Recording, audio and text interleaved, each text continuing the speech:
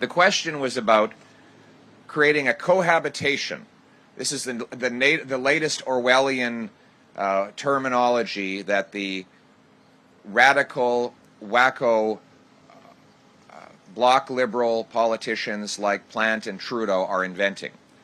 And what they mean by that is that kids should have to cohabitate with people who are using crack, heroin, cocaine, and other hard drugs in their play parks like this. This is total wacko. Kids should not have to cohabitate with hard drug use and crime. That's not Canada.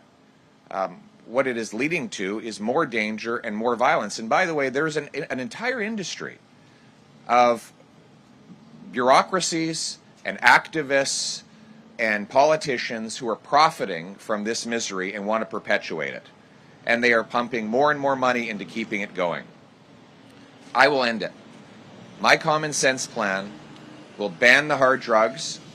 It will put the money into treatment rather than into handing out narcotics. We will break the dependence on drugs, and we will bring our loved ones home drug-free.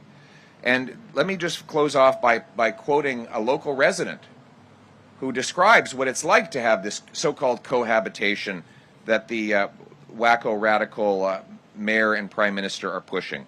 This is from Michael McKenzie, Canadian Research Chair in Child Wellbeing and Professor of Social Work and Pediatrics at the University of McGill. Before the centre opened, community resistance was narrowly focused on the drug injection site. The discussion, sadly now, extends to the entire facility, risking to throw the baby out with the bathwater. There is no evidence in the literature I have read that commingling transitional housing with a supervised injection inhalation site is a prudent move in supporting recovery of those newly housed.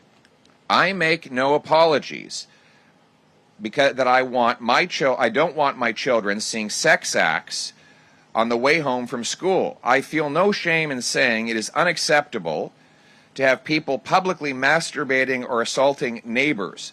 Communities, much like the families who comprise them, can be both compassionate and set firm boundaries about unacceptable public behavior that harms people and traumatizes children.